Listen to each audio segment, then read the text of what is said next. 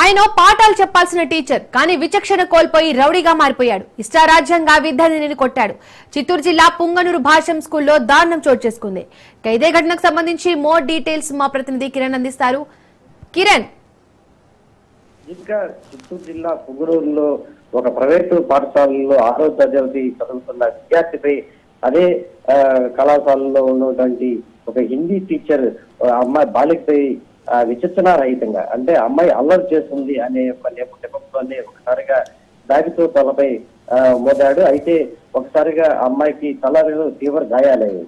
అయితే ఆ పాప నిన్నటి నుంచి కూడా స్కూల్ కి వెళ్లకుండా ఇంట్లో ఉంటూ తలనొప్పిగా ఉందని చెప్పి వాళ్ళ తల్లిదండ్రులతో చెప్పడం జరిగింది. అయితే తరచుగా ఈ తలనొప్పి వస్తున్నట్టు ఒకసారిగా మదనపల్లిలోని ఒక ఆసుపత్రికి తీసుకెళ్లారు. అక్కడ తలనొప్పికి సంబంధించి సిటీ స్కానింగ్ చేసిన తర్వాత ఆ పాపకి సంబంధించిన తల పుర్రె చిట్టినట్టు కూడా అక్కడ అధికారులు అది డాక్టర్లు అయితే చాలడం జరిగింది. వెంటనే ఎవరైతే ఆ పాప తల్లిదండ్రులు అక్కడ ఉన్న స్కూల్ యాజమాన్యానికి పోలీసులకు ఫిర్యాదు చేశారు. అయితే ఆ స్కూల్ కి సంబంధించిన సూపరింటెండెంట్ అదే విధంగా దాంట్లో పనిచేస్తున్న ప్రిన్సిపాల్ వీళ్ళందరూ కూడా ఇక్కడ జరిగి ఉండదనే ఒక తప్పించుకునే ప్రయత్నం అయితే చేశారు. ఏదైనప్పటికీ ఇది చిన్నారి పాప అని చూడకుండా ఆ ఉపాధ్యాయు తలపై బ్యాగుతో కొట్టడంతో ఒక్కసారిగా తలలో ఉన్న పుర్రి కూడా చిట్లిపోవడం జరిగింది. ఇది స్థానికంగా తీవ్రం కలకలం రేపిందని చెప్పుకోవచ్చు.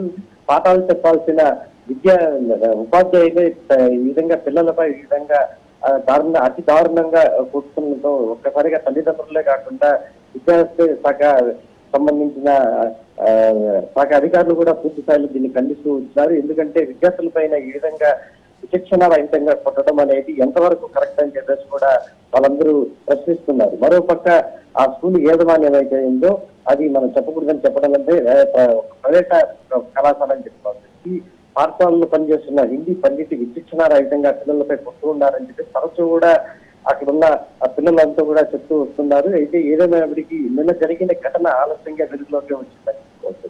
ఎవరైతే ఆ పాపకి తలకి తగిలిన దెబ్బకు తరచూ తలనొప్పి రావడంతో హాస్పిటల్కి వెళ్ళి ఒకసారిగా సిటీ స్కానింగ్ చేసుకున్న తర్వాత ఆ సిటీ స్కానింగ్ లో చిట్లిపోయినట్టు తెలిసింది. అయితే ప్రస్తుతానికి ఆ పాప బెంగళూరులోని ప్రైవేట్ హాస్పిటల్లో చికిత్స పొందుతూ ఉంది. అయితే ఏవైతే స్కూల్ యాజమాన్యం ఉందో వాళ్ళపైన కఠినంగా చర్యలు తీసుకోవాలని చెప్పేసి కూడా తల్లిదండ్రులతో పాటు పలువురు డిమాండ్ చేస్తున్నారు.